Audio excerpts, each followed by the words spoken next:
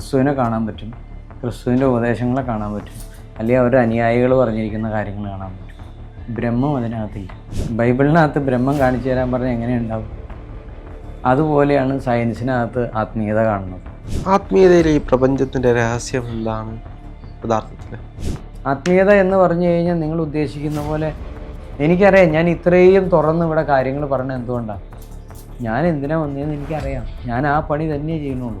ഗുരുജി, എല്ലാവർക്കുമുള്ളൊരു സംശയമാണ്, എന്താണ് ജീവിതം, എങ്ങനെയാണ് ജീവിക്കേണ്ടത്?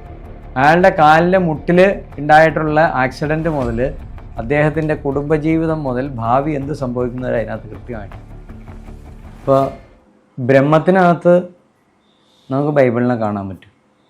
ബൈബിളിനകത്ത് ബ്രഹ്മത്തെ കാണാൻ വിഷമം. ബൈബിളിനകത്ത് വിവിളിക്കലായിട്ട് പറഞ്ഞിരിക്കുന്ന ചില കാര്യങ്ങളാണ്. ക്രിസ്തുവിനെ കാണാൻ പറ്റും, ക്രിസ്തുവിൻ്റെ ഉപദേശങ്ങളെ കാണാൻ പറ്റും, അല്ലെങ്കിൽ അവരുടെ അനുയായികൾ പറഞ്ഞിരിക്കുന്ന കാര്യങ്ങൾ കാണാൻ പറ്റും. ബ്രഹ്മം അതിനകത്തില്ല. ബ്രഹ്മം ഒളിഞ്ഞിരിക്കുന്നത് ആത്മീയതയിലാണ്. ആത്മീയതയിൽ ഈ പറയുന്ന പ്രപഞ്ചത്തിലെ സകല രഹസ്യങ്ങളും ഉണ്ട്. അപ്പോൾ ഇതിനകത്ത് ബൈബിളിനകത്ത് ബ്രഹ്മം കാണിച്ചു തരാൻ പറഞ്ഞാൽ എങ്ങനെയുണ്ടാവും? അതുപോലെയാണ് സയൻസിനകത്ത് ആത്മീയത കാണുന്നത്. ആത്മീയതയ്ക്കുള്ളിൽ നിങ്ങൾക്ക് സയൻസും കാണാൻ പറ്റും, സോഷ്യൽ സ്റ്റഡീസും കാണാൻ പറ്റും, മാത്തമാറ്റിക്സും കാണാൻ പറ്റും. നേരെ തിരിച്ചന്വേഷിച്ചാൽ നമുക്ക് വലിയ ബുദ്ധിമുട്ടാക്കിയിട്ടില്ല. അതിനൊരു വിശാല മനസ്ഥിതി വേണം. ഇടുങ്ങിയ മനസ്ഥിതിയുമായിട്ട് സമീപിക്കുന്നവരെയാണ് സയൻസ് എന്ന് പറയുന്നത്. അവർക്ക് വിശാല മനസ്സില്ല. കാരണം എന്തിനാണ് നമ്മൾ സയൻസിൻ്റെ പിന്നാലെ പോകണമെന്ന് നിങ്ങൾ പറ. നമ്മുടെ സ്വയരക്ഷയ്ക്ക് അല്ലേ? സയൻസ് കൊണ്ട് നമുക്ക് പേരുണ്ടാക്കാം, സയൻസ് കൊണ്ട് എനിക്ക് അവാർഡ് മേടിക്കാം, സയൻസ് കൊണ്ട് എനിക്ക് റിവാർഡ് ഉണ്ടാക്കാം, സയൻസ് കൊണ്ട് എനിക്ക് നിത്യവൃത്തി നടക്കും, സയൻസ് കൊണ്ട് എൻ്റെ കാര്യങ്ങൾ നടത്താനുള്ള പൈസ ഉണ്ടാക്കാം. ജീവിതം കുറച്ചുകൂടി എളുപ്പമാക്കുന്നുണ്ട് സയൻസ് പലപ്പോഴും. എളുപ്പമാക്കുമൊന്നുമില്ല. നമുക്ക് വരുമാനത്തിന് വേണ്ടിയിട്ടാണ് സയൻസ് ശരിക്കും. നിങ്ങളൊരു കാര്യം ചെയ്യുക, ഏതെങ്കിലും റിസർച്ച് സെൻറ്ററിൽ പോയിട്ട് അവർക്കൊന്നും സാലറി കൊടുക്കില്ല എന്ന് പറയും. ഏതെങ്കിലും സയൻറ്റിസ്റ്റുകൾ ഉണ്ടാവും അവിടെ? ഒരെണ്ണം ഒരിക്കില്ല. സയൻസിന് കൃത്യമായിട്ട് നിങ്ങൾ പൈസ കൊടുത്താലേ വർക്ക് ചെയ്യുള്ളൂ. ആത്മീയതയ്ക്ക് ഒരു പൈസയും വേണ്ട. ഞങ്ങളൊക്കെ മുണ്ട് മുറുക്കി കൊടുത്ത് വളരെ കഷ്ടപ്പെട്ട് ജീവിക്കുന്ന ആളുകളാണ്. ഞങ്ങൾക്ക് ഭക്ഷണം പോലും ഇപ്പം നിങ്ങൾ കണ്ടില്ലേ, ഞാൻ വന്നപ്പോൾ എനിക്കുള്ള ഭക്ഷണം കൊണ്ടാണ് വന്നേക്കണത്. നിങ്ങൾ എത്ര പേര് വീട്ടിൽ നിന്ന് ഭക്ഷണം കൊണ്ടുവരുന്നവരുണ്ട്? ഞാൻ വരുമ്പോൾ നിങ്ങൾ വെളിയിൽ പോയി ഭക്ഷണം കഴിച്ചേച്ചാണ് വന്നത് അല്ലേ? ഉച്ചത്തെ ഭക്ഷണം കഴിക്കാൻ നിങ്ങൾ എവിടെയെങ്കിലും അന്വേഷിച്ച് വീണ്ടും പോകും. ഈ ഉണ്ടാക്കുന്ന ഭക്ഷണം നല്ലതാണോ, വൃത്തിയുണ്ടോ, ശുദ്ധിയുണ്ടോ ഒന്നും അറിയാൻ പാടില്ല. അവർ വെട്ടിക്കൂട്ടി ഉണ്ടാക്കി വെക്കണം, നമ്മൾ പോയി തിന്നാൻ പോകും അല്ലേ? നിങ്ങളാ കഴിക്കുന്ന സാധനം എനിക്ക് കഴിക്കാൻ പറ്റില്ല. കാരണം എൻ്റെ ശരീരത്തിൽ ഈ ആത്മചൈതന്യം കുടികൊള്ളണമെന്നൊരു ബോധ്യത എനിക്കുണ്ട്. അപ്പോൾ എൻ്റെ ശരീരം ശവപ്പറമ്പാക്കാൻ എനിക്ക് പറ്റില്ല. എൻ്റെ ശരീരം ശുദ്ധിവൃത്തിയോടുകൂടി കൊണ്ടു കൊടുക്കണം എന്നുള്ളൊരു ബോധ്യത എനിക്കുണ്ട്. അപ്പോൾ അതുകൊണ്ട് കാണുന്നിടത്തു നിന്ന് കഴിക്കുക, കാണുന്നിടത്തു നിന്ന് കുടിക്കുക, ഇതെന്നെ കൊണ്ട് സാധ്യമാവില്ല. അപ്പം ഞാൻ എന്നെ എങ്ങനെ കൊണ്ടു നടക്കണമെന്ന് എനിക്ക് നന്നായിട്ട് അറിയാം ആത്മീയതയിൽ. സയൻസിന് അതിൻ്റെ ഒന്നും ആവശ്യമില്ല. ഈ സയൻസ് പറഞ്ഞിരിക്കുന്ന ഒരു യെല്ലോ കളർ പൗഡറാണ് ബുഷ് ലെമൺ യെല്ലോ എന്ന് പറയുന്ന പൗഡർ. ആ പൗഡറാണ് ഇന്നത്തെ എല്ലാ ഭക്ഷണങ്ങളിലും യെല്ലോ കളറിന് വേണ്ടി യൂസ് ചെയ്യുന്ന പൗഡർ. ചീപ്പായിട്ട് കിട്ടുന്നതാണ്. ആ ബുഷ് ലെമൺ യെല്ലോ എന്ന് പറയുന്നത് നിങ്ങൾ ഗൂഗിളിലൊന്ന് എഴുതി നോക്കിയാൽ അതിൻ്റെ സൈഡ് എഫക്ട്സ് എത്രയുണ്ടെന്ന് നിങ്ങൾക്ക് മനസ്സിലാവും. Anxiety, confusion, depression, including cancer വരെ ലിസ്റ്റ് ഓഫ് അസുഖങ്ങളുടെ പേരെഴുതി വച്ചിട്ടുണ്ട്. ഒരു സയൻറ്റിഫിക് കണ്ടുപിടുത്തമാണ്. മഞ്ഞപ്പൊടിയോ പ്രപഞ്ചത്തിൽ നിന്ന് കിട്ടുന്ന ഒരു ഓർഗാനിക് പൗഡറാണ്. അതിൻ്റെ നിങ്ങൾ എസൻസ് എടുത്തിട്ടാണെങ്കിലും ആ സാധനം പൗഡർ എടുത്തിട്ടോ മഞ്ഞ കളർ കിട്ടും. നിങ്ങൾ ആഗ്രഹിക്കുന്ന ആ മഞ്ഞ കളർ ഇതിന് കിട്ടില്ല. നമുക്ക് ആവശ്യമുള്ള മഞ്ഞ കളർ കിട്ടും. ഒരു പരിധി കൂടുതൽ മഞ്ഞ നമുക്ക് പാടില്ല. ഞാൻ വലിയ ആത്മീയതയൊന്നും പറയില്ല. നിങ്ങളൊരു കാര്യം ചെയ്യും, ഒരു മണ്ഡലകാലം ഒരു 41 ദിവസം നിങ്ങൾ അടുപ്പിച്ച് മത്തങ്ങ അങ്ങോട്ട് കൂട്ടും. നിങ്ങളുടെ ശരീരം മുഴുവൻ മഞ്ഞയ്ക്കാൻ തുടങ്ങും. നഖം മഞ്ഞയ്ക്കും, കാല് മഞ്ഞയ്ക്കും, കൈ മഞ്ഞയ്ക്കും, കണ്ണ് മഞ്ഞയ്ക്കും, കംപ്ലീറ്റ് മഞ്ഞയാവും. ഇത് കളറ് കഴിച്ചിട്ടാ? അല്ല, മത്തങ്ങ കഴിച്ചിട്ടുള്ളൂ. അതിനകത്തുള്ളൊരു ചെറിയ കളറേ മഞ്ഞുള്ളൂ അല്ലേ? അതെന്തുകൊണ്ടായിരിക്കും? അത് നിങ്ങൾ കണ്ടുപിടിച്ചോ, സയൻസില്ലേ. ഞാനെന്തിനൊക്കെ ഉത്തരം പറഞ്ഞേ? എന്നാൽ നിങ്ങൾക്ക് ഈ ബുഷ് ലെമൺ എല്ലോ നിങ്ങൾ കഴിച്ചു നോക്ക്, നിങ്ങളുടെ ശരീരം മഞ്ഞയ്ക്കല്ല, അത് ദിവസവും കഴിച്ച് കഴിയുമ്പോൾ ഉണ്ടാവണത് ആങ്സൈറ്റി, ഡിപ്രഷൻ, കൺഫ്യൂഷൻ, പിന്നെ അത് കൂടാണ്ട് അതിനോട് ചേർന്നുള്ള അനേക അസുഖങ്ങൾ, അതിൻ്റെ ഒപ്പം വരുന്ന ക്യാൻസർ വരെ ഉണ്ടാവും. നിങ്ങളുടെ കളറൊന്ന് മഞ്ഞച്ചു മാറി നിങ്ങൾക്ക് എല്ലാം പറ്റാനുണ്ടോ? ഇല്ല. നിങ്ങൾക്കപ്പോൾ മനസ്സിലാവും. ഒരു വൈദ്യൻ്റെ അടുത്ത് ചെന്ന് ചോദിച്ചാൽ പറയും നിങ്ങൾ മത്തങ്ങ കഴിച്ചിട്ടാണ്. ഒന്നും വേണ്ട, വൈദ്യം പറയും നിങ്ങൾ മത്തങ്ങ കൂടുതൽ കഴിക്കേണ്ട, അതുകൊണ്ട് തടി ഇങ്ങനെ ശരീരം മഞ്ഞച്ചു വന്നേ. നിങ്ങൾക്കൊരു ദൂഷ്യവും സംഭവിക്കില്ല. ആർട്ടിഫിഷ്യലായിട്ടുള്ള പലതും, സയൻസ് ഉണ്ടാക്കി തരുന്ന പലതും നമുക്ക് പ്രശ്നങ്ങളേ ഉണ്ടാക്കണുള്ളൂ. നമ്മളിന്ന് എ സിയിലിരിക്കുന്നുണ്ട്, അതിൻ്റെ പരിണിത ഫലം എന്താ? വിറ്റാമിൻ ഡി ഇല്ലാണ്ട് ആളുകൾ അതിന് മരുന്ന് മേടിക്കാൻ പോവുക അല്ലേ? പണ്ട് എങ്ങനെയായിരുന്നു? ഈ സാധനം ഉണ്ടായിരുന്നില്ല, ആ പറമ്പിൽ കൂടെ നടക്കുമായിരുന്നു, വീട്ടിൽ കൂടെ നടക്കുമായിരുന്നു, അത്യാവശ്യം വെയിലും ഉള്ളവരും, ചൂടുണ്ട്, ഇതിനൊക്കെ തരണം ചെയ്ത് നമ്മൾ ജീവിക്കുകയായിരുന്നു. ഈ ചൂടിനെ തരണം ചെയ്യാൻ ഇന്ന് മനുഷ്യന് മാത്രമേ പറ്റുള്ളൂ. മറ്റ് ജീവജാലങ്ങൾക്ക് പറ്റണ്ടോ? ഇല്ല. അവർക്ക് എ സി ഉണ്ടോ? അവർക്ക് ഫെസിലിറ്റി കിട്ടുന്നുണ്ടോ? നമ്മൾ എന്തെങ്കിലും ചിന്തിച്ചിട്ടുണ്ട് ഈ പ്രപഞ്ചത്തിൽ മറ്റേതെങ്കിലും ജീവജാലം എങ്ങനെ ജീവിക്കണമെന്നുള്ളത്? ഒരു സയൻസ് കൊണ്ടാണോ ജീവിക്കുന്നത്? സയൻസ് കൊണ്ട് ഇവരെല്ലാം നശിക്കുക. ശരിയാണോ അല്ലയോ? നമ്മൾ നമ്മുടെ ഒരു കൂട്ടരുടെ വളർച്ചയെ മാത്രമേ നമ്മൾ കാണുന്നുള്ളൂ. നമ്മൾ ഈ സമൂഹത്തെ മുഴുവൻ നശിപ്പിച്ചുകൊണ്ടാണ് നമ്മളുടെ സയൻസ് വളർത്തിക്കൊണ്ടിരിക്കുന്നത്. പക്ഷെ ആത്മീയത ഒന്നിനെയും നശിപ്പിക്കണില്ല, എല്ലാറ്റിനെയും ചേർത്ത് പിടിച്ചുകൊണ്ടാണ് അവൻ്റെ അറിവ് അവൻ നേടുന്നത്. എൻ്റെ ആത്മീയത നേടിയതിന് ഞാൻ ഒന്നിനെയും നശിച്ചിട്ടില്ല, ഒന്നും നശിപ്പിച്ചിട്ടില്ല. അത്രമാത്രം നമ്മൾ നിസ്വാർത്ഥനാവുകയാണ്. അപ്പോൾ ടെക്നോളജി യൂസ് ചെയ്യണില്ലേ, എന്താ മൊബൈൽ യൂസ് ചെയ്യണില്ലേ എന്ന് ചോദിച്ചാൽ മൊബൈൽ യൂസ് ചെയ്യുന്നുണ്ട്, ടെക്നോളജി ഉണ്ട്, എനിക്ക് എല്ലാവരും പോണ വഴിക്ക് ഞാനും പോകണ്ടേ? ഞാൻ ടെക്നോളജി വേണ്ട എന്നല്ല പറയണത്. ആത്മീയത കലർത്തിയിട്ടുള്ള ടെക്നോളജിയാണ് എന്നുണ്ടെങ്കിൽ നാശം കുറയും, കുറച്ചുകൂടി ബെറ്റർ ലൈഫ് കിട്ടും. ഇങ്ങനെയാണ് നമ്മൾ ആത്മീയതയെ സയൻസിനെ മനസ്സിലാക്കേണ്ടത്. ആത്മീയതയിൽ ഈ പ്രപഞ്ചത്തിൻ്റെ രഹസ്യം എന്താണ് യഥാർത്ഥത്തിൽ? അപ്പോൾ രഹസ്യങ്ങൾ തേടിയാണ് ആളുകൾ പോകുന്നത്. എന്തെല്ലാമോ അത്ഭുത സ്ഥിതി ലഭിക്കുന്നു, അത്ഭുത ശക്തികൾ, ഇതിൻ്റെ പുറകെയാണ്. ഇതാണോ യഥാർത്ഥ രഹസ്യം? അല്ലെങ്കിൽ ഇത് കിട്ടുന്നത് എങ്ങനെയാണ്? നമുക്ക് കഞ്ചാവ് കിട്ടണത് എങ്ങനെയാണ്? പ്രകൃതിയിൽ ഉണ്ടാകുന്നതാണ്. അതെങ്ങനെ എവിടെ ഇരുന്ന് വെറുതെ കിട്ടുമോ? ഇല്ല. എങ്ങനെ കിട്ടും? ഡീലർമാർ കൊണ്ടു കൊടുക്കും എവിടെന്നെങ്കിലുമൊക്കെ. ഈ ഡീലർ നമ്മൾ എങ്ങനെ കണ്ടുപിടിക്കും? അത് ഉപയോഗിക്കുന്ന ആർക്കെങ്കിലും അറിയാമായിരിക്കും. അപ്പോൾ നമ്മൾ അന്വേഷിക്കും ഇല്ലേ? ചോദ്യം എന്തായിരുന്നു എന്നോട് ചോദിച്ചത്? പ്രപഞ്ചത്തിന്റെ രഹസ്യം എന്താണ്? ഉത്തരവിലുണ്ട്. നമ്മൾ അന്വേഷിക്കണം. അത് ഏറ്റവും അറിയാവുന്ന ഒരാൾ ഗുരുജിയാണ്. അതാണ് ഞാൻ പറഞ്ഞത്. ഗുരുജിയോടാണ് ഞാൻ അന്വേഷിക്കുന്നത്. നിങ്ങൾ ഇങ്ങനെ ചോദിച്ചിട്ട് കാര്യമില്ല. ഞാൻ ഈ ക്ലാസ്സിൽ നമ്മുടെ ഈ മീറ്റിങ്ങിലിരുന്ന് എത്രയോ പ്രാവശ്യം ഞാൻ പറഞ്ഞു കഴിഞ്ഞു, നിങ്ങൾ എൻ്റെ അടുത്തേക്ക് വരിക, ഞാൻ നിങ്ങളുടെ അടുത്ത് വന്നുകൊണ്ടിരിക്കുക. അപ്പോൾ നിങ്ങൾ ഓരോ പ്രാവശ്യം വിളിക്കുമ്പോൾ നിങ്ങളുടെ അടുത്താണ് വരുന്നത്. ഇതറിയാൻ വേണ്ടി നിങ്ങൾ എൻ്റെ അടുത്തേക്ക് വരിക, അപ്പോൾ നിങ്ങൾക്ക് ഇതിൻ്റെ ആൻസർ കിട്ടിയിരിക്കും. ഇപ്പോൾ ഇത്ര 23 വയസ്സായി എന്ന് പറഞ്ഞു അല്ലേ? 27 വയസ്സായി. ഞാൻ ആരാന്നല്ല, നിങ്ങൾ ആരാണെന്ന് ചോദിച്ചാൽ നിങ്ങൾക്ക് ഉത്തരം പറയാനുണ്ടോ? ഞാൻ രാഹുലാണ്, എൻ്റെ പേര് പറയാം. അത് മാറ്റി കഴിഞ്ഞാൽ ഞാൻ ആരാണ്? രാഹുൽ എന്ന് പറയുന്നത് നമ്മുടെ ഐഡന്റിറ്റിയാണ്. ഇത് ഞാൻ എന്ന് പറയുന്ന വ്യക്തിക്ക് ഈ രൂപത്തിലിരിക്കുന്ന ഈ രൂപഘടനയിലുള്ള ഒരാൾക്ക് നൽകിയിരിക്കുന്ന പേരാണ് ഞാൻ. യഥാർത്ഥത്തിൽ ഈ ഞാൻ ആരാണ്? മനുഷ്യരാശിയിലെ ഒരാൾ. അതിനപ്പുറത്തേക്ക് അതാണോ അതിൻ്റെ അർത്ഥം? അതെ, ഞാൻ ആരാന്നുള്ളതിൻ്റെ അർത്ഥം അതാണ്, മനുഷ്യരാശിയിൽ ഒരാൾ, അത്രേ ഉള്ളൂ. ശരി, ഈ മനുഷ്യരാശിയിൽ ഒരാൾ എന്തിനാണ് ഇവിടെ വന്നിരിക്കുന്നത്? അറിയില്ല, തേടിക്കൊണ്ടിരിക്കുന്നു. ഞാൻ ആരാന്ന് അറിഞ്ഞാലേ ഞാൻ എന്തിനാ വന്നതെന്ന് അറിയാൻ പറ്റുള്ളൂ. ആദ്യത്തെ ചോദ്യം മനസ്സിലായോ? ഞാൻ ആരാണെന്ന് അറിയണം. മനുഷ്യരാശിയിൽ ഒരാൾ എന്ന് പറഞ്ഞ് നമ്മൾ സംതൃപ്തിപ്പെട്ടു. ഞാൻ എന്തിനാ ഇങ്ങോട്ട് വന്നതെന്ന് ചോദിച്ചപ്പോൾ അതിന് ആൻസർ ഇല്ലാണ്ട് വന്നു. ഇതാണ് നമ്മുടെ പ്രശ്നം. ഞാൻ ആരാണെന്ന് പോലും നമുക്കറിയാൻ പാടില്ലാണ്ട് നമ്മൾ ഈ ലോകത്ത് എന്തൊക്കെയോ കാണിച്ചു കൂട്ടിപ്പോയിക്കൊണ്ടിരിക്കുക. നമുക്ക് പിന്നെ എങ്ങനെ സന്തോഷം ഉണ്ടാവും? ഞാൻ ആരാണെന്നുള്ള ഉത്തരം നമുക്ക് കിട്ടിയാൽ നമ്മുടെ സകല പ്രശ്നത്തിനും സമാധാനം കിട്ടും. അതാണ് ആത്മീയതയുടെ ഏറ്റവും ബുദ്ധിമുട്ടുള്ളൊരു ഘടകം, കണ്ടുപിടിക്കൽ. നമുക്ക് യൂട്യൂബ് ഇപ്പോൾ പലതും കാണാൻ പറ്റും, നമുക്ക് പലതും കണ്ടിങ്ങനെ ടൈം പാസ് കാണിച്ചുകൊണ്ടിരിക്കാനും പറ്റും. നമ്മളിതിനൊന്നും ശ്രദ്ധിക്കണ്ട.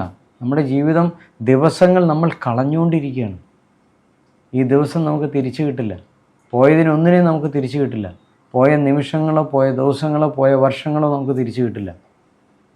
നമ്മൾ ഒരു ദിവസം ആ പോയിന്റിൽ ചെന്ന് നിൽക്കും, ഒരു വാലിയുടെ ഒരു എഡ്ജിൽ ചെന്ന് നിൽക്കും. ഇനി നമുക്ക് ബാക്കിലേക്ക് തിരിച്ചു പോകാൻ പറ്റില്ല, മുന്നോട്ടേക്ക് മാത്രമേ ഉള്ളൂ, മുന്നിൽ കിടങ്ങാണ്. ആ സമയത്താണ് നമുക്ക് ഈ സകലമാനം ചോദ്യങ്ങളും വരുന്നത്. നീ ഇത്രയും കാലം എന്നതാ ചെയ്തേ? നീ ആരാ? ഈ കേൾക്കുന്ന വീഡിയോ കേൾക്കുന്ന ഒരാളും ചിന്തിക്കില്ല അത്. ഇതൊക്കെ ഈ പുള്ളി ചുമ്മാ എന്തോ പറയണം. ഈ ഞാൻ ആരാന്ന് അറിയില്ലാത്തത് കൊണ്ടാണ് നമുക്ക് ഈ ഈഗോയും പ്രശ്നങ്ങളും ഒക്കെ ഉണ്ടാവുന്നത്. ഞാൻ ആരാണെന്ന് അറിഞ്ഞു കിട്ടിയാൽ നമ്മുടെ എല്ലാ പ്രശ്നങ്ങൾക്കും പരിഹാരമായി. ഞാൻ എന്തിനാ വന്നതെന്ന് പിന്നെ അറിയാൻ വിഷമമില്ല, ഞാൻ എങ്ങോട്ടേക്കാണ് പോണേന്ന് അറിയാൻ വിഷമമില്ല, ഞാൻ എങ്ങനെ അങ്ങോട്ട് വന്നതെന്ന് അറിയാൻ വിഷമമില്ല. എല്ലാ ചോദ്യത്തിൻ്റെ ഉത്തരം ഒരൊറ്റ ആൻസറിലിരിക്കുകയാണ്. ഇതാണ് ആത്മീയത. ഗുരുജി, എല്ലാവർക്കും ഉള്ളൊരു സംശയമാണ്, എന്താണ് ജീവിതം, എങ്ങനെയാണ് ജീവിക്കേണ്ടത്, what is life, what is life purpose? അപ്പോൾ ഒരു ആത്മീയ ഗുരു എന്ന നിലയിൽ ആളുകളോട് പറയാനുള്ളത് എന്താണ്? ജീവിതം എന്താണ് എന്നുള്ളത് എല്ലാവർക്കും ഒരു ലക്ഷ്യമാണുള്ളത്. പക്ഷേ ആ ലക്ഷ്യം എന്താണെന്ന് നമുക്കറിയില്ലാത്തതുകൊണ്ട് നമ്മൾ വ്യത്യസ്തങ്ങളായ ലക്ഷ്യങ്ങളിലൂടെ യാത്ര ചെയ്തുകൊണ്ടിരിക്കുകയാണ്.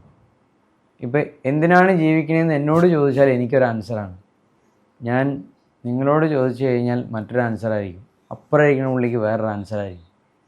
ഇത് ഒരേ ആൻസർ വരണമെന്നുണ്ടെങ്കിൽ നമ്മൾ ഒരേ സ്കൂളിലായിരിക്കണം പഠിക്കുന്നത്. ഈ പറയുന്ന സ്കൂളല്ല, ആത്മീയ ഗുരുകുലത്തിലായിരിക്കണം പഠിക്കുന്നത്. ഈ ആത്മീയ ഗുരുകുലത്തിൽ കൂടെ നമ്മൾ കടന്നു പോകുമ്പോൾ നമുക്ക് മനസ്സിലാവും, എടാ നമ്മളൊക്കെ വന്നത് ഒരേ കാര്യത്തിനാണുള്ളത്. ആ ഒരേ കാര്യം അറിയാൻ വേണ്ടിയിട്ടാണ് ആത്മീയതയുടെ പ്രാധാന്യം. ആത്മീയത എന്ന് പറഞ്ഞു കഴിഞ്ഞാൽ നിങ്ങൾ ഉദ്ദേശിക്കുന്ന പോലെ ഒരു പ്രത്യേക രീതിയിൽ എന്നുള്ളതല്ല, അച്ചടക്കം, ചിട്ടയോടുകൂടി ജീവിക്കുക. ചിട്ടയോടുകൂടി നമ്മൾ ജീവിക്കുമ്പോൾ ഈ സമൂഹത്തിലെ സകല ജീവജാലങ്ങൾക്കും സുഖമായി. നമ്മളൊന്ന് ആലോചിച്ച് നോക്കുക, എന്നെക്കൊണ്ട് ഒരാൾക്കും ഉപദ്രവം ഇല്ലെങ്കിൽ എന്തിനു നല്ലതാണ്, ശരിയല്ലേ? അതെ. നേരെ മറിച്ച് ഞാൻ ജീവിക്കുന്നതിൻ്റെ പരിസരത്ത് ഒരു എറുമ്പിന് പോലും ജീവിക്കാൻ പറ്റില്ല എന്ന് പറഞ്ഞാൽ ഞാൻ എത്ര ദുഷ്ടനായി. എനിക്ക് ജീവിക്കാൻ വേണ്ടിയിട്ട് വീട് വയ്ക്കുന്ന സമയത്ത് പഴുതാര മുതൽ പൂമ്പാറ്റ പോലെ എല്ലാ ജീവജാലങ്ങളും ഞാൻ ഉപദ്രവിച്ചിട്ടാണ് ഒരു മണിസൗധം കെട്ടിപ്പൊക്കണത്. ഇത്രയും ജീവജാലങ്ങളുടെ എനിക്ക് പുണ്യം അനുഗ്രഹമൊന്നും കിട്ടില്ല. അവരൊക്കെ എന്നെ ശപിക്കുകയായിരിക്കും, അല്ലെങ്കിൽ ദുഃഖിക്കുകയായിരിക്കും, അല്ലേ? അപ്പം നമ്മുടെ ജീവിതം എന്തിനാണെന്ന് നമുക്കറിയില്ല. മണിമാളിക കെട്ടിക്കഴിയുമ്പോൾ അതിലാണ് നമ്മുടെ ജീവിതം നമ്മൾ വിചാരിക്കും. പക്ഷെ ആ വീട്ടിൽ കിടന്നു കഴിയുമ്പോൾ നമുക്ക് മനസ്സമാധാനം കിട്ടില്ല. അപ്പം നമ്മൾ എന്ത് ചെയ്യും? മദ്യപിക്കുമ്പോൾ നമ്മൾ വിചാരിക്കും ഇതാണ് നമ്മുടെ ജീവിതത്തിൻ്റെ ലക്ഷ്യം എന്ന് വിചാരിക്കും. ലക്ഷ്യം അറിയാണ്ടാണ് കുടിച്ചുകൊണ്ടിരിക്കുന്നത്. പിന്നെ നമ്മൾ ചിലപ്പോൾ വിവാഹം ചെയ്യും. അപ്പം നമ്മൾ വിചാരിക്കും ഇനി നമ്മൾ ജീവിതം സെറ്റിലായി, ഒരു നല്ല പെൺകുട്ടിയെ കിട്ടിയല്ലോ, ഇനി എൻ്റെ ജീവിതം ഇങ്ങനെയാണെന്ന് പറഞ്ഞു. അത് കിട്ടിക്കഴിയുമ്പോഴാണ് അടുത്ത പ്രോബ്ലം ഉണ്ടാവാൻ പോണത്. ഇത് നമ്മളെ കൊണ്ട് ഹാൻഡിൽ ചെയ്യാൻ പറ്റുന്നൊരു സാധനമല്ല. ഇവിടെ എല്ലാം ഒരു സാധനമാണ് നമ്മൾ ഡിസ്റ്റർബ് ചെയ്ത് പോകുന്നത്. വീടുണ്ടാക്കാൻ കാരണമായിട്ടൊന്നും നമ്മളൊരു സാധനം ഡിസ്റ്റർബ് ചെയ്തുകൊണ്ടാണ്. അത് കഴിഞ്ഞ് നമ്മൾ മദ്യപിക്കാൻ കാരണം നമ്മളൊരാളെ ഡിസ്റ്റർബ് ചെയ്തുകൊണ്ടാണ്. വിവാഹത്തിലേക്ക് എത്തിപ്പെട്ടിട്ട് നമുക്ക് സന്തോഷമില്ലാത്ത ഒരാൾ ഡിസ്റ്റർബ് ചെയ്തിട്ട്, കുട്ടികളുണ്ടായിട്ടും ഡിസ്റ്റർബ് ചെയ്യണത് നമ്മുടെ ആ ഒരാൾ കാരണമാണ്. ഇങ്ങനെ നമ്മുടെ എല്ലാ പ്രശ്നത്തിൻ്റെയും ഒരേ ഒരു കാരണമാണ്. ഇന്ന് പ്രപഞ്ചത്തിൽ കാണുന്ന സകല പ്രശ്നങ്ങളുടെയും കാരണം ഒന്നാണ്. ഈ കാരണത്തിന് സൊല്യൂഷൻ നമ്മൾ കണ്ടെത്തിയാൽ നമ്മുടെ ജീവിതത്തിൻ്റെ പർപ്പസ് മനസ്സിലായി. എന്താണ് കാരണം? എന്താണ് നമ്മുടെ എല്ലാ പ്രശ്നത്തിന്റെയും കാരണം എന്താണെന്ന് അറിയാം. അത് നിങ്ങൾ എൻ്റെ അടുത്ത് വരണം. ഇങ്ങനെ പറയാൻ പറ്റിയതല്ല.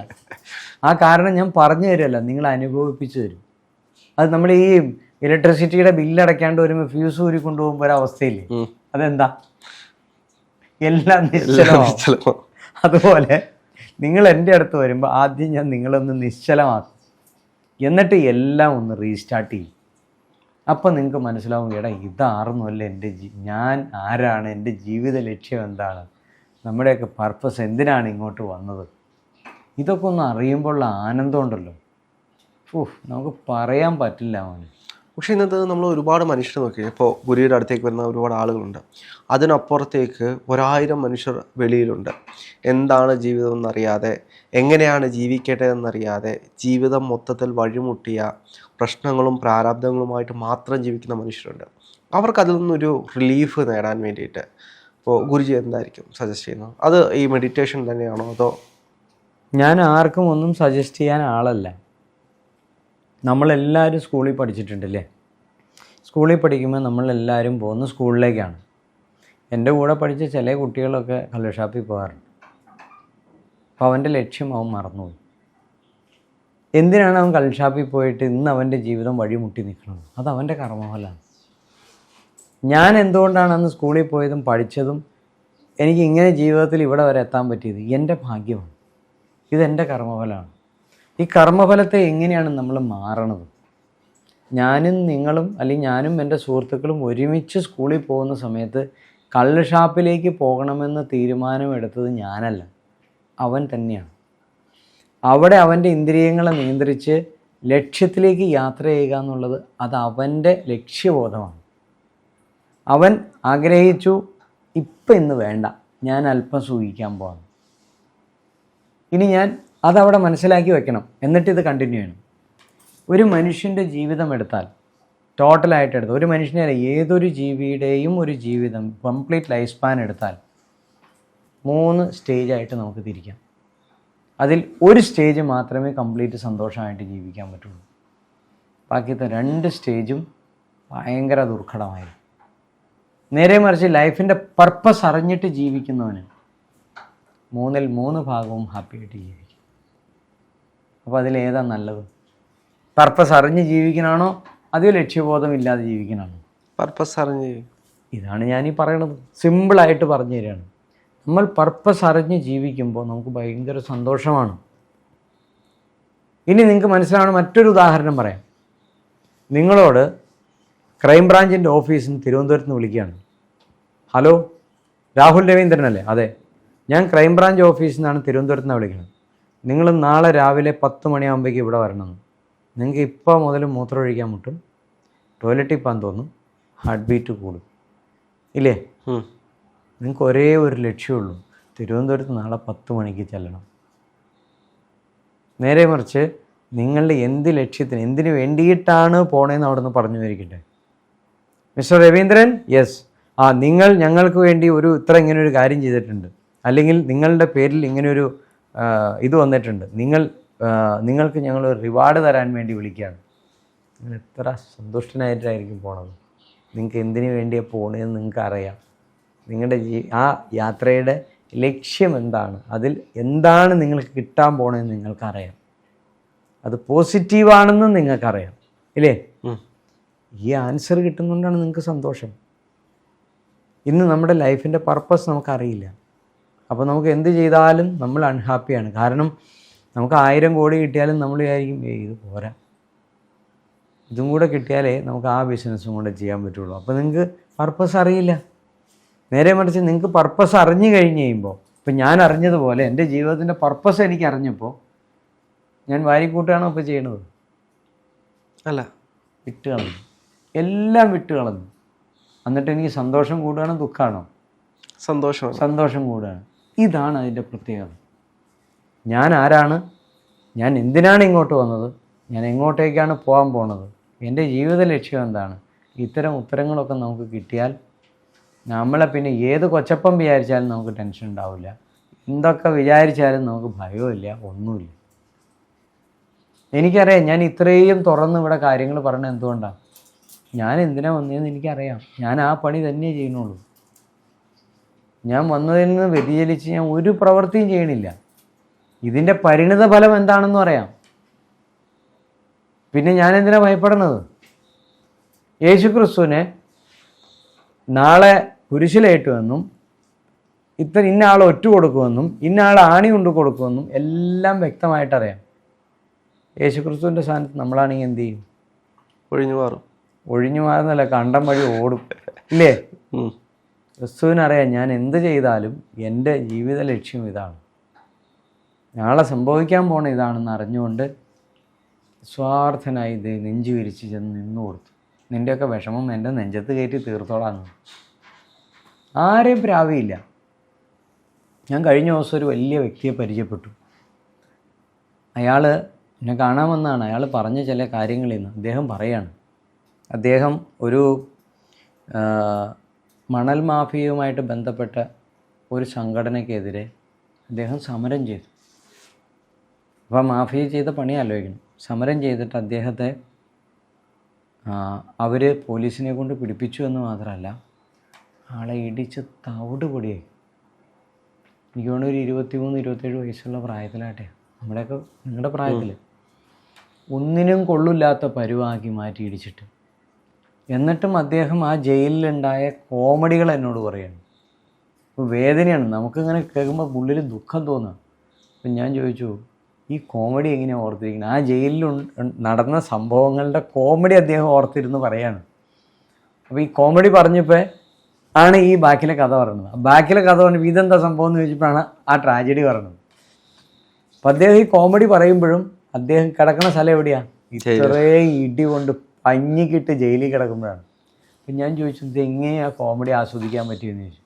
ഞാനൊരു കാര്യം മനസ്സിലാക്കി ഗുരുജി, ഈ തല്ലിയവരും എന്നെ ഒറ്റ കൊടുത്തവരും എന്നെ ജയിലിലിട്ടവരും എന്നെ ഉപദ്രവിച്ചവരും എല്ലാം എൻ്റെ ഗുരുക്കന്മാരായിരുന്നു. അതെങ്ങനെയാണെന്ന് ചോദിച്ചു.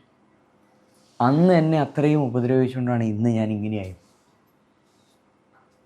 അന്ന് എന്നെ ഉപദ്രവിച്ച പലരും ഇന്ന് എന്നെ കാണുമ്പോൾ മുഖം താത്തണം, സല്യൂട്ട് അടിക്കണം.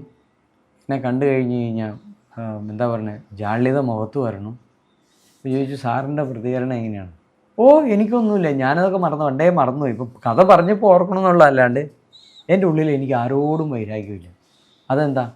ഇവരൊക്കെ കാരണമല്ലേ, ഇവരൊക്കെ എൻ്റെ ഗുരുക്കന്മാരല്ലേ, ഇവരൊക്കെ കാരണമല്ലേ ഞാൻ ഇവിടെ എത്തിയെന്ന്. അപ്പോൾ എനിക്ക് മുന്നേ ഇതിനേക്കാൾ നന്നായി ചിന്തിക്കുന്ന ഒരാളാണ് ഇപ്പം എൻ്റെ മുന്നിൽ വന്നിരുന്നത്, അല്ലേ? അതെ. എന്നെ കൊണ്ട് പറ്റില്ല അങ്ങനെ ചിന്തിക്കാൻ. ഞാൻ എൻലൈറ്റഡ് ആയപ്പോൾ ഇപ്പം ഞാൻ ചിന്തിക്കുന്ന കാര്യമാണ് ഞാനീ പറഞ്ഞത്. ഒന്നുമല്ലാത്ത കാലഘട്ടത്തിൽ എന്നെ കൊണ്ട് ഇങ്ങനെ ചിന്തിക്കാൻ പറ്റുമോ? അവനെയൊക്കെ എങ്ങനെയെങ്കിലും പിടിച്ചിട്ട് ഇടിക്കണം, കുത്തണം, ഇങ്ങനെയല്ലേ നമ്മൾ പറയുള്ളൂ. അവന് പണി മേടിച്ചു കൊടുക്കണം, അവനും പൂട്ടണം എന്നല്ലേ വിചാരിക്കുള്ളൂ. പുള്ളിക്ക് അങ്ങനെ ഒരു സാധനമേ ഇല്ല, ഒരാളോടും വൈരാഗ്യമില്ല. അതെങ്ങനെയാണ് മനുഷ്യൻ അങ്ങനെ ചിന്തിക്കാൻ പറ്റണം? ഞാൻ എൻ്റെ മനസ്സുകൊണ്ട് ആ മനുഷ്യനെ തൊഴുതുപോയി. ഇതാണ് മനുഷ്യൻ്റെ മനസ്സിൻ്റെ പക്വത അല്ലെങ്കിൽ വലിപ്പം എന്ന് പറയുന്നത്. അത് ഇന്ന് കാലഘട്ടത്തിൽ കാണാൻ പറ്റില്ല. ഇതെങ്ങനെ എത്തിച്ചേർന്നത്? അയാളുടെ ജാതകപ്രകാരം എടുത്തു നോക്കിക്കഴിഞ്ഞാൽ അയാളിൽ നിൽക്കുന്ന ഗ്രഹങ്ങളുടെ സ്ഥാനമനുസരിച്ച് ഇയാൾ ഇങ്ങനെ പെരുമാറുള്ളൂ. ഇനി അയാൾക്ക് കിട്ടിയ കൂട്ടുകെട്ട് മോശമാണെന്നിരിക്കട്ടെ, ആ കൂട്ടുകെട്ട് അയാളുമായിട്ടുള്ള സമ്പർക്കം ഇയാളുടെ ഗ്രഹനിലയെ മാറ്റും. ഗുരുജി ജ്യോതിഷത്തിൽ വിശ്വസിക്കുന്നുണ്ടോ, അല്ലെങ്കിൽ ഈ ഗ്രഹങ്ങളിൽ വിശ്വസിക്കുന്നു? ഇത് വിശ്വാസമല്ല, ഇത് സത്യമാണ്, 100% സത്യമാണ്. ഈ പറയുന്ന വ്യക്തിയുടെ, ഞാൻ എപ്പോഴും റിസർച്ച് നടന്നുകൊണ്ടിരിക്കുന്നത്, ഈ പറയുന്ന വ്യക്തിയുടെ രൂപമോ ഭാവമോ ആളോ ഒന്നും അറിയാണ്ട് ഞാൻ ഈ ആളുടെ നാള്, തീയതി, അയാളുടെ ഭാര്യയുടെ ഇവരുടെ കല്യാണം നടന്ന തീയതി, ഡേറ്റ്, വർഷം, അവരുടെ 3 മക്കളുടെ ജനിച്ച സമയം, ഇത്രയും മാത്രം തീയതി, ഇത്രയും സാധനം 5 കൂട്ടം കാര്യങ്ങൾ. അതായത് അദ്ദേഹത്തിൻ്റെ ജന്മസമയം, തീയതി, വർഷം, കല്യാണം നടന്ന സമയം, തീയതി, വർഷം, മക്കളുടെയും അതേപോലെ ഇത്രയും സാധനം എൻ്റെ റിസർച്ച് ടീമിനെ ഞാൻ അങ്ങ് ഏൽപ്പിച്ചു. അവരയാളെ പറ്റി തന്ന ഡിസ്ക്രിപ്ഷൻ കേട്ടാണല്ലോ നിങ്ങൾ ഞെട്ടിപ്പോവും. അയാളുടെ കാലിൻ്റെ മുട്ടിൽ ഉണ്ടായിട്ടുള്ള ആക്സിഡൻറ്റ് മുതൽ അദ്ദേഹത്തിൻ്റെ കുടുംബജീവിതം മുതൽ ഭാവി എന്ത് സംഭവിക്കുന്നത് അതിനകത്ത് കൃത്യമായിട്ട്. അദ്ദേഹത്തിൻ്റെ ജന്മസമയം തെറ്റാണ് എന്നുള്ളതുപോലെ അതിനകത്തുണ്ട്. നമ്മൾ പറഞ്ഞു കൊടുത്ത സമയമില്ലേ, ആ സമയം തെറ്റാണ്. അതെങ്ങനെയാണ് ഗുരുജിയുടെ റിസർച്ച് ടീം അത് കണ്ടെത്തുന്നത്? ഇതാണ് റിസർച്ച് എന്ന് പറയുന്നത്. ആരെങ്കിലും ഛർദ്ദിച്ച് വാരിയിട്ട് തിന്നുകൊണ്ട് നടന്ന് അത് പറഞ്ഞുകൊണ്ട് നടക്കലല്ല റിസർച്ച്. ആരും തന്നതും അല്ലാത്ത ഒന്നുമല്ലാത്ത വഴിയിലൂടെ നമ്മൾ ഒറ്റയ്ക്ക് സഞ്ചരിക്കുക. അപ്പോൾ നമുക്ക് പല സത്യങ്ങളും തെളിഞ്ഞു വരും. ഇപ്പോൾ എൻ്റെ ഡേറ്റ് ഓഫ് ബർത്തും ദിവസവും കാര്യങ്ങളും എല്ലാം തന്നു കഴിഞ്ഞാൽ എൻ്റെ ഫ്യൂച്ചറും പറയാൻ കഴിയും. നിങ്ങളൊന്ന് ശ്രമിക്കുക. പക്ഷെ അതിന് മുമ്പ് ഒരു കാര്യം ചെയ്യണം. ആദ്യം എൻ്റെ അടുത്ത് വരണം. എനിക്ക് ജ്യോതിഷം നോക്കി പറയുന്ന പരിപാടി എനിക്കില്ല. നിങ്ങൾ ആദ്യം എൻ്റെ ശിഷ്യനാവണം. ഇത് നാളെ മുതൽ എൻ്റെ അടുത്തേക്ക് ആൾക്കാർ ഇടിച്ചു വരാൻ തുടങ്ങും. എൻ്റെ ജാതകം നോക്കി പറ. എനിക്കതിന് സമയമില്ല. ഞാൻ നിങ്ങളുടെ ജാതകം നോക്കിയാൽ എന്താ സംഭവിക്കണേന്ന് എനിക്കറിയാം. നിങ്ങൾക്ക് വരാൻ പോകുന്ന എല്ലാ ദൂഷ്യങ്ങളും എനിക്കറിയാം. ഇല്ലേ? നിങ്ങൾക്ക് ഭാവിയിൽ സംഭവിക്കാൻ പാസ്റ്റിനെ അറിയാമെങ്കിൽ ഫ്യൂച്ചറും അറിയാലോ. ഇത് മുഴുവൻ ഞാൻ നിങ്ങൾക്ക് പറഞ്ഞു തരണം. അപ്പോഴല്ലേ നിങ്ങൾ വിശ്വസിക്കുള്ളൂ. അപ്പം നിങ്ങളെ വിശ്വസിക്കാൻ വേണ്ടിയിട്ട് ഞാൻ ഈ കഥകളൊക്കെ പറയുമ്പോൾ നിങ്ങൾ ഓൾറെഡി ഇതൊക്കെ അറിഞ്ഞു കഴിഞ്ഞു. അപ്പം നിങ്ങളുടെ കൂടെ ഇരിക്കുന്ന ദുർഭൂതങ്ങൾ ആരൊക്കെ ആയിട്ടാണ് സ്റ്റാറുമായിട്ട് കണക്ട് ചെയ്യുന്നത് അവനും അറിഞ്ഞു. എടാ ഇതൊക്കെ ഗുരുജി അറിഞ്ഞല്ലോ എന്ന്. നിങ്ങളെ കൊട്ടേഷൻ തരാൻ പോണ ആളുടെ ഡീറ്റെയിൽ ഞാൻ നിങ്ങളോട് പറഞ്ഞ ആ കൊട്ടേഷൻ തരാൻ പോണവർ നിങ്ങളെ ഉപദ്രവിക്കാൻ നിങ്ങൾക്ക് ആദ്യം എന്നെ ഉപദ്രവിക്കാൻ വരും. ഗുരുജിയെ ഉപദ്രവിക്കും. ഞാനെന്തിനാ പിടിച്ചു മേടിക്കണേ? നേരെ മറിച്ച് നിങ്ങൾ എൻ്റെ ശിഷ്യനായാൽ നിങ്ങൾ എൻ്റെ റിസർച്ചിൻ്റെ ഭാഗമായിട്ട് ഞാനിത് എടുത്തു വെച്ച് റിസർച്ച് ചെയ്യും. നിങ്ങളോടൊന്നും ഞാൻ ചോദിക്കണ്ട. നിങ്ങളെ പിടിച്ച് റിസർച്ചിൻ്റെ ഭാഗമായിട്ട് ആദ്യം നിങ്ങളെ പ്രപഞ്ചവുമായിട്ട് ഞാൻ കണക്ട് ചെയ്യും. അപ്പം നിങ്ങൾ വലിയ കുഴപ്പമില്ല. സ്വാർത്ഥനാണെങ്കിലും ഒരു നിസ്വാർത്ഥ ഭാവത്തിൽ എത്തിയിട്ടുണ്ടാവും. ഒരു 10 ദിവസമൊക്കെ മെഡിറ്റേഷൻ കഴിഞ്ഞതിന് ശേഷം നമ്മുടെ റിസർച്ച് ടീം നിങ്ങളുടെ ഭൂതം ഭാവി വർത്തമാനമൊക്കെ എടുത്ത് വെച്ചൊരു പഠിത്തം പഠിക്കും, വേണമെന്ന് തോന്നിക്കഴിഞ്ഞാൽ. അപ്പോൾ അത് പഠിക്കുന്ന സമയത്ത് ഇത് റിസർച്ചിൻ്റെ ഭാഗം, അല്ലാണ്ട് ഇതൊന്നും പ്രഡിക്റ്റ് ചെയ്യാൻ വേണ്ടിയിട്ടല്ല. അപ്പോൾ നിങ്ങളുടെ അടുത്ത് ചോദിക്കും, നിങ്ങൾക്ക് ഏതെങ്കിലും ഇന്ന ഏജിൽ എന്തെങ്കിലും ഒരു എക്സാമ്പിൾ പറഞ്ഞാൽ ഒരു അപകടം നടന്നിട്ടുണ്ട്. അപ്പം നമ്മുടെ കാൽക്കുലേഷൻ വെച്ച് ഇതിനകത്ത് കാണുകയാണ് നിങ്ങളുടെ 16ാമത്തെ വയസ്സിൽ നിങ്ങളുടെ കാലം ഒടിഞ്ഞിട്ടുണ്ടെന്ന്. നിങ്ങൾക്ക് മറന്നു പോകുന്ന ഒരു സാധനമല്ലോ, വെറുതെ ഒരു ആക്സിഡൻറ്റ് മുട്ടുകുത്തി വീഴലല്ല. നിങ്ങളുടെ വലത് കാലം ഒടിഞ്ഞിട്ടുണ്ടോയെന്ന് ചോദിക്കും. അപ്പോൾ പറയും വലത് കാലല്ല, ഇടത് കാലിലാണ് ഒടിഞ്ഞത്. 16ാമത്തെ വയസ്സിലല്ല, 19ാമത്തെ വയസ്സിലാണ്. ശരി, മതി. അപ്പം നിങ്ങൾ തന്നേക്കുന്ന ഡേറ്റിലേക്ക് വീണ്ടും ബാക്കിൽ കാൽക്കുലേഷൻ എടുക്കാൻ തുടങ്ങും. അപ്പോൾ തിരിച്ച് വരുമ്പോൾ നിങ്ങളുടെ തന്നിരിക്കുന്ന ഡേറ്റിലകത്ത് സമയം തെറ്റാണ്. നിങ്ങളുടെ ആ ജനിച്ച സമയം അനുസരിച്ച് ഈ രീതിയിൽ സംഭവിച്ചാൽ നിങ്ങൾക്ക് ഇന്നതേ സംഭവിക്കുകയുള്ളൂ, അത് ഉറപ്പാണ്. ഞാൻ നിങ്ങൾക്കൊരു എക്സാമ്പിൾ പറഞ്ഞുതരാം. ഇപ്പോൾ നിങ്ങൾ പെരുമ്പാവൂർ എന്ന് പറയുന്ന സ്ഥലത്ത് നിൽക്കുകയാണ്. നിങ്ങൾക്ക് കേരളത്തെ പറ്റിയിട്ടൊരു ഐഡിയ ഇല്ല. ഞാൻ കർണാടകയിൽ നിന്ന് പറഞ്ഞൊരു കന്നഡക്കാരനാണ്. നിങ്ങൾ ബാംഗ്ലൂരിൽ നിന്ന്, നിങ്ങൾ ലണ്ടനിൽ നിന്ന് വന്നിട്ടുള്ള ഒരു കന്നഡക്കാരനാണ്. നിങ്ങൾ പറയുകയാണ്, ഗുരുജി ഞാൻ പെരുമ്പാവൂർ എന്ന് പറഞ്ഞ സ്ഥലത്ത് നിൽക്കുന്നുണ്ട്. ഓക്കെ, നിങ്ങളവിടെ നിൽക്കട്ടോ, ഞാനിപ്പോൾ വരാം. അപ്പോൾ ഗുരുജി എവിടെയാണ്? ഞാൻ പറയും ഞാൻ തൃശ്ശൂരാണ്. ഓക്കെ ഞാനിവിടെ നിൽക്കാം കേട്ടോ എന്ന് പറയും. അപ്പം ഞാൻ തൃശ്ശൂരിൽ നിന്ന് GPS ഇടും. അപ്പോൾ എനിക്ക് നേരെ പെരുമ്പാവൂർ റൂട്ട് കാണിക്കും. നമുക്ക് പോകേണ്ടത് രണ്ടുപേർക്കും കൊല്ലത്തിനാണെന്ന് വിചാരിച്ചു. അപ്പോൾ എനിക്കിത് ഏതൊക്കെ വഴിക്ക് കൊല്ലത്ത് പോകാമെന്ന് എനിക്കറിയില്ല. ഞാൻ ആരോടും ചോദിക്കണമില്ല. റോഡൊക്കെ കാലിയാണ്, ആൾക്കാരൊന്നുമില്ല. അപ്പോൾ ഞാൻ അവിടെ നിന്ന് യാത്ര ചെയ്ത് പെരുമ്പാവൂരും നിങ്ങളിട്ടു. ഞാൻ അവിടെ നിന്ന് വീണ്ടും വേറൊരാളെ എടുക്കണം. എനിക്ക് ഒരു സാധനം മേടിക്കണം, കോതമംഗലം അല്ലെങ്കിൽ അടിമാലി പോയി അവിടെ നിന്ന് സാധനം എടുത്തു കഴിഞ്ഞിട്ട് ഞാൻ കൊല്ലം നിന്ന് സ്ഥലം ഇട്ടു. ചിലപ്പോൾ ആ GPS കാണിക്കുന്ന വേറെ ഏതെങ്കിലും ഉള്ളുവഴിയായിരിക്കും, ഇല്ലേ? ഞാൻ ചിലപ്പോൾ ഒരു ദിവസം കൊടുക്കും വണ്ടി ഓടിച്ചല്ല. നേരെ മറിച്ച് എനിക്ക് ഈ പറയുന്ന കേരളത്തെപ്പറ്റി നല്ല ഭൂമിശാസ്ത്രപരമായിട്ട് അറിയാമെന്നിരിക്കട്ടെ. അപ്പോൾ നിങ്ങൾ പെരുമ്പാവൂരാണല്ലേ, നിങ്ങളൊരു കാര്യം ചെയ്യൂ, ഞാൻ തൃശ്ശൂരിൽ നിന്ന് യാത്ര തിരപ്പെടും. അപ്പോൾ എനിക്കൊരു സാധനം കോതമംഗലത്ത് നിന്ന് കിട്ടാനുണ്ട്. അപ്പോൾ അവരെ വിളിച്ചിട്ട് ഞാനത് ആലുവയിൽ തരാൻ പറയാം. നിങ്ങളും അവരുടെ കൂടെ കയറി ആലുവയിൽ വരൂ, നമുക്ക് ഒരുമിച്ച് അവിടെ നിന്ന് യാത്ര ചെയ്യാമെന്ന് പറയും. അപ്പോൾ എൻ്റെ ടൈം സേവ് ചെയ്യും, ഞാൻ ഹൈവേ വഴി പോകും, ഇല്ലേ? ഇതുപോലെ ജ്യോതിശാസ്ത്രത്തിൻ്റെ സൂക്ഷ്മം അറിയാതിരിക്കണം. അതിൻ്റെ സൂക്ഷ്മം അറിയാമെന്നുണ്ടെങ്കിൽ പിന്നെ നമ്മൾ ഈ പറയുന്ന പ്രമാണത്തിൽ കൂടെ ഒന്ന് യാത്ര ചെയ്യേണ്ട. എന്തിൻ്റെയും സൂക്ഷ്മം മനസ്സിലാക്കാനാണ് ബുദ്ധിമുട്ട്. അപ്പോൾ എനിക്ക് കേരളത്തിൻ്റെ ഒരു ഭൂമിശാസ്ത്രം അറിയാവുന്നതുകൊണ്ടാണ് കോതമംഗലത്ത് സാധനം എടുത്തുകൊണ്ട് ഒരാളോട് വരാൻ പറയും, നിങ്ങളതിൽ കയറി പോരേന്ന് പറയണത്. അപ്പം നമ്മളെല്ലാവരും ഒരേ ടൈമിൽ ആലുവയിലെത്തും, നമുക്കങ്ങ് പോവാം. ഇതറിയില്ലാത്തവന് ഈ കിടന്ന് വട്ടിയിട്ടേണ്ടി വരും. ജ്യോതിശാസ്ത്രം എന്ന് പറയുന്ന ഒരു ബുക്കിൽ നോക്കി പഠിക്കലല്ല, അതൊരു പ്രപഞ്ചം നൽകുന്ന അനുഗ്രഹമാണ്. ആ അനുഗ്രഹത്തിൻ്റെ ശക്തിയോടുകൂടി നമ്മൾ ഇതിനെടുത്ത് വയ്ക്കുമ്പോൾ നമ്മളാദ്യം ശുദ്ധിവൃത്തിയായിരിക്കണം. എന്നിട്ടാണ് നമ്മൾ ഈ സത്യത്തിൻ്റെ ചൈതന്യത്തെ തുറന്ന് നോക്കാൻ പോണത് അറിയാൻ വേണ്ടിയിട്ട്.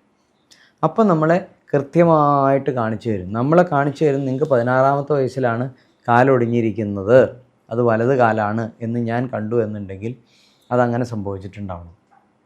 ഈ റിസർച്ചിൽ ജ്യോതിഷം ഒരു മിനിറ്റ്, ഇനി ഞാൻ നോക്കുമ്പോൾ നിങ്ങൾ പറയുമ്പോൾ അത് 19-ാമത്തെ വയസ്സിൽ ഇടത്തെ കാലാണെന്ന് പറഞ്ഞു കഴിഞ്ഞാൽ ഞാൻ ഇതിന് റിവേഴ്സ് സഞ്ചരിക്കണമെങ്കിൽ എനിക്ക് സൂക്ഷ്മം അറിയാതിരിക്കണ്ടേ? അപ്പം ഞാൻ റിവേഴ്സ് സഞ്ചരിക്കും. അപ്പം ഞാൻ നോക്കുമ്പോൾ നിങ്ങളുടെ ഡേറ്റിനകത്ത് അല്ലെങ്കിൽ സമയത്തിനകത്ത് മാറ്റമുണ്ട്. അപ്പം ഞാൻ ചോദിക്കും, നിങ്ങൾ ജനിച്ച ഡേറ്റ് ശരിയാണെന്ന്. ഇത് തന്നെയാണ് ഗുരുജി. നിങ്ങളുടെ കല്യാണം കഴിഞ്ഞോ? ഉവ്വ. അവിടെ നിൽക്കട്ടെ. നിങ്ങളുടെ കല്യാണം നിങ്ങളുടെ ഇത്രാം തീയതി ഇന്ന ദിവസം ഇന്ന രീതിയിലായിരിക്കും നടന്നേക്കുന്നത്, 2 കുട്ടികളുണ്ടാവും, ശരിയാണോ എന്ന് ചോദിക്കും. അല്ല ഗുരുജി. അപ്പം ഞാൻ വീണ്ടും റിവേഴ്സിലേക്ക് പോകും. നിങ്ങൾക്ക് ഒരു കുട്ടിയുള്ളൂ, നിങ്ങളുടെ കല്യാണം കഴിഞ്ഞ് ഇന്നതാണ്, നിങ്ങളുടെ സമയം തെറ്റാണ് എന്നെനിക്ക് കൃത്യമായിട്ട് പറയാൻ പറ്റും. കാരണം ഇന്ന സമയത്ത് കല്യാണം കഴിച്ച് ഇന്ന രീതിയിലുള്ള ആൾക്ക് ഇന്ന രൂപത്തിൽ ഇന്നതാണ് സംഭവിക്കേണ്ടത്. നിങ്ങൾ ചെയ്യുന്ന തൊഴിൽ വരെ അതിനകത്തുണ്ടാവും. നിങ്ങൾക്ക് കാലിന് ചട്ടുണ്ടെങ്കിൽ അത് പറയും. നിങ്ങളുടെ തലയിലെ ഞരമ്പിന് ബുദ്ധിമുട്ടുണ്ട്, കണ്ണ് പടയ്ക്കുണ്ടെങ്കിൽ അതുവരെ പറയാൻ പറ്റും. ഇതെന്തിനാ അത് പറയണേ? ആരെയും ബോധിപ്പിക്കാനല്ല. നമ്മുടെ റിസർച്ചിനകത്ത് മനസ്സിലാക്കണം, നിങ്ങൾ മെഡിറ്റേഷൻ ചെയ്യുമ്പോൾ നിങ്ങളുടെ തലയിലെഴുത്ത് മാറണ്ടോ? അതത്രേ ഉള്ളൂ. ഇത് നോക്കാണ്ടിരുന്നാലും നമുക്ക് മനസ്സിലാവും ഇത് മാറണ്ടെന്ന്. പക്ഷേ നമ്മൾ ഡോക്യുമെൻറ്റേഷൻ ചെയ്യണം. അപ്പോൾ ഇവിടെ ജാതകം സത്യമാണെന്ന് നമ്മൾ പ്രൂവ് ചെയ്യുകയാണ്, ആ വ്യക്തിയിൽ ആസ്ട്രൽ ട്രീറ്റ്മെൻറ്റ് നടക്കേണ്ടെന്ന് പ്രൂവ് ചെയ്യുകയാണ്. ജ്യോതിശാസ്ത്രത്തിൽ അതായത് ഒരാളുടെ തലയിലെഴുത്തിനെ മാറ്റാൻ ഈ മെഡിറ്റേഷൻ സാധ്യമാകും എന്നുകൂടി നമ്മൾ പ്രൂവ് ചെയ്യണം. ഒരു ചെറിയ കാര്യമാണോ? അല്ല. അപ്പോൾ അതിന് വേണ്ടിയിട്ട് നമ്മളെടുക്കുന്ന എഫർട്ട് എത്രയാണ്? ഭയങ്കര വലിയ എഫർട്ടാണ് എടുക്കുന്നത്. ഇതുകൊണ്ട് ഗുണം ആർക്കാണ്? എനിക്കാണോ? അല്ല. എനിക്കൊരു അവാർഡ് വേണ്ട, എനിക്ക് ആര് തന്നാലും മേടിക്കാനും പോകണില്ല, എനിക്ക് അതിനോട്ട് താല്പര്യമില്ല. പക്ഷേ സയൻസും ആത്മീയതയും തമ്മിലുള്ളൊരു ഗ്യാപ്പുണ്ട്. അതിലേക്കൊരു ബ്രിഡ്ജ് കണക്ട് ചെയ്ത് കൊടുത്താൽ വരും തലമുറകൾക്ക് ഭയങ്കര ഗുണപ്പെടും. മറ്റൊരു സംശയം, ഇപ്പോൾ അങ്ങനെ ഈ റിസർച്ചിൻ്റെ ഭാഗമായിട്ട് ചെയ്യുന്നതിനകത്ത് ജ്യോതിഷം ഉണ്ട് എന്ന് പറഞ്ഞു. അതിൽ ജ്യോതിഷമല്ലാതെ വേറെ എന്തൊക്കെ കാര്യങ്ങളാണ് വരുന്നത്? ജ്യോതിഷം അതിൽ റിസർച്ചിൽ ഉപയോഗിക്കുന്നുണ്ട് എന്ന് പറഞ്ഞു. അപ്പോൾ ജ്യോതിഷമല്ലാതെ മറ്റെന്തെല്ലാം കാര്യങ്ങൾ അതിൽ, ഇപ്പോൾ വാസ്തു അല്ലെങ്കിൽ അത്തരത്തിലുള്ള ഒരുപാട് കാര്യങ്ങളുണ്ടല്ലോ, അത് എന്തൊക്കെ കാര്യങ്ങൾ ജോയിൻ ചെയ്തിട്ടാണ്? നമ്മൾ വാസ്തുവിലേക്ക് കൂടുതൽ പോകാറില്ല. കാരണം വാസ്തു എന്ന് പറഞ്ഞാൽ വേറൊരു സബ്ജക്റ്റാണ്. അതിൻ്റെ തത്വവും അതിൻ്റെ സത്യവും എന്താണെന്നുള്ളത് നമുക്കറിയാം. അറിയില്ലായിട്ടല്ല. വാസ്തുവിനെയും ജ്യോതിഷത്തെയും കണക്ട് ചെയ്യണമെന്നുണ്ടെങ്കിൽ നമുക്ക് വീണ്ടും നമ്മുടെ കയ്യിൽ നിൽക്കില്ല. കാരണം ഇവിടെ വീണ്ടും നമുക്ക് ടെക്നോളജി നമുക്ക് പുതിയതായിട്ട് ഉണ്ടാക്കിയെടുക്കേണ്ടി വരും. ഇപ്പം നിലവിലുള്ളതൊന്നും പറ്റില്ല. ഇതിൻ്റെ എല്ലാത്തിൻ്റെയും സൂക്ഷ്മം അറിയാവുന്ന ആയിരക്കണക്കിന് ആൾക്കാർ നമ്മുടെ കയ്യിലില്ല. ഞാനൊരാളല്ലേ ഉള്ളൂ. ഒരാൾക്ക് എന്തോരം കാര്യം ചെയ്യാൻ പറ്റും. അപ്പോൾ ഒരു ചെയ്തുകൊണ്ടിരിക്കുന്ന പ്രവൃത്തി പൂർത്തിയാക്കിയിട്ട് അടുത്തതിൽ കൈവയ്ക്കാം. ഇപ്പോൾ നമ്മൾ ഇതില്ലാത്ത സമയത്ത് നമ്മൾ വേറൊരു റിസർച്ചാണ് ചെയ്തുകൊണ്ടിരുന്നത്. ഒരു മനുഷ്യന് അത്യാവശ്യമുള്ള ഒരു കാര്യം നിങ്ങൾ പറയാമോ? ആഹാരം. അത് കഴിഞ്ഞിട്ട് ആഹാരം, വസ്ത്രം, പാർപ്പിടം. പാർപ്പിടം എന്തിനു വേണ്ടിയിട്ടാണ്? താമസിക്കാൻ, വെയിൽ മഴ ഇതൊന്നും കൊള്ളാതെ താമസിക്കണം എന്തിനു വേണ്ടിയിട്ടാണ്? സുഖമായി, മനസ്സമാധാനം, ഉറങ്ങാൻ അല്ലേ? അതെ. അപ്പോൾ ഒരാൾക്ക് വളരെ ഇമ്പോർട്ടൻ്റ് ഉള്ളൊരു കാര്യമാണ് ഉറക്കം എന്ന് പറയുന്നത്. നമ്മൾ ഒരു സെറ്റ് ഓഫ് പീപ്പിളിൻ്റെ മുകളിൽ sleep and study, stress related ആയിട്ടുള്ള ഉറക്കം, ഒരു മനുഷ്യൻ്റെ മാനസിക പ്രശ്നങ്ങൾ, ഇതിനെപ്പറ്റി സ്റ്റഡി ചെയ്യാൻ വേണ്ടി ഒരു റിസർച്ച് നടക്കും. ഇതുവരെ ലോകത്ത് നടത്തിയിട്ടുള്ള സകല റിസർച്ചിലും XY% മാത്രമേ അവർക്ക് എത്താൻ പറ്റിയിട്ടുള്ളൂ. നമ്മുടെ മെഡിറ്റേഷനിലൂടെ റിസൾട്ട് എന്ന് പറഞ്ഞു കഴിഞ്ഞാൽ 100% എന്ന് പറഞ്ഞാൽ ഇത്തിരി അതിശയോക്തിയാവും. അതിനകത്ത് ഡ്രോപ്പ് ഡൗൺ പോയവർ, അതായത് ഇടയ്ക്ക് വെച്ച് മെഡിറ്റേഷൻ നിർത്തിപ്പോയവർ, ഏതെങ്കിലും കാരണവശാൽ നമ്മുടെ ഈ നിബന്ധനകൾ പാലിക്കാൻ പറ്റാതെ ഇട്ടിട്ട് പോയവർ, ഏതെങ്കിലും കാരണവശാൽ കുടുംബസമേതം വരാത്തവർ, ഇങ്ങനെയുള്ളവരൊക്കെ നമ്മൾ ലിസ്റ്റ് ചെയ്തേക്കണം, ഔട്ടാക്കി. അപ്പോഴും പെർസെൻറ്റേജ് ആക്കാനേ പറ്റുള്ളൂ.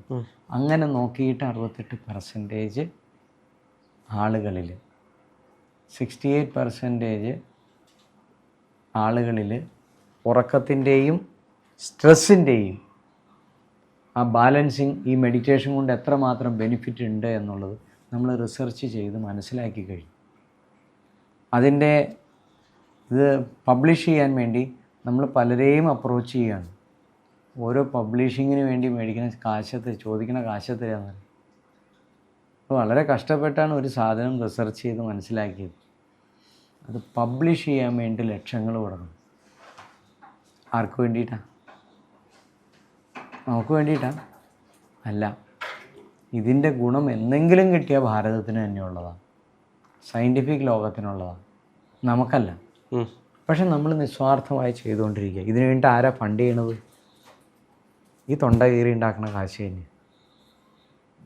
ഞാൻ ക്ലാസ് എടുക്കുന്ന കാശ് കൊണ്ട് തന്നെയാണ് എൻ്റെ പരിപാടികൾ മുഴുവൻ നടക്കുന്നത്.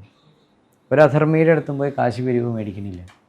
ഒരധർമ്മത്തിൽ നിന്ന് നമുക്ക് കിട്ടാനോട്ട് ആഗ്രഹവുമില്ല, ഓപ്ഷനും ഇല്ല. പിന്നെ അവിടെ പൈസ ഇല്ലാഞ്ഞിട്ടാണ്. ഉറക്കം എന്ന് പറയുന്നത് മനുഷ്യന് അത്യന്താപേക്ഷികമായിട്ടുള്ളൊരു കാര്യമാണ്. നമ്മുടെ അടുത്ത് കടന്നു പോയിട്ടുള്ള ഒരു 40-45% ആളുകൾക്കും, വേണ്ട 100% ആളുകൾക്കും ഉറക്കം കുറവായിരുന്നു. ഉറക്കം ഇല്ലാത്തവരാണെന്ന് പറയാം. ഉറക്കമില്ലാണ്ട് വന്നാൽ ആൾക്ക് ടെൻഷൻ ഉണ്ടാവില്ലേ, സ്ട്രെസ് ഉണ്ടാവില്ലേ? ഇവരൊക്കെ മെഡിറ്റേഷൻ ചെയ്ത് കഴിഞ്ഞപ്പോൾ ഇവരുടെ സ്ട്രെസ്സും പോയി, ഇവർക്ക് 100% ഉറക്കവും വന്നു. നമ്മുടെ ഫോൺ വാച്ച് കെട്ടിക്കിടക്കുകയാണെങ്കിലും 81, 85, 86% അവർക്ക് ഉറക്കമുണ്ട്. വാച്ചിൽ കാണിക്കണ പറഞ്ഞു. അപ്പോൾ ഇത്രയും വ്യത്യാസങ്ങൾ വന്നു. അത് സ്ട്രെസ്സും കൂടി നോക്കുമ്പോഴോ അവരുടെ ടെൻഷനും ബാക്കിയുള്ള കാര്യങ്ങളിലൊക്കെ മാറ്റം വന്നിട്ടുണ്ട്. അപ്പോൾ ഇത്രയും വലിയൊരു റിസൾട്ട് ഉണ്ടാക്കിയെടുത്ത ആത്മീയ റിസർച്ചിന് ഒരു വിലയില്ല. ശരി, നമുക്കിങ്ങനെ അപ്പുറം എപ്പുറം ഇരുന്ന് പറയാമെന്ന് മാത്രമേ ഉള്ളൂ. ഇത് വേണ്ടവരാരുമില്ല, ഇത് ആർക്കോട്ട് താല്പര്യമില്ല. എന്താണെങ്കിലും ഒരുപാട് സന്തോഷമുണ്ട്. നമുക്ക് വീണ്ടും അടുത്ത മറ്റൊരു എപ്പിസോഡായിരിക്കാം. Thank you. ആയിക്കോട്ടെ, നന്ദി, നമസ്കാരം.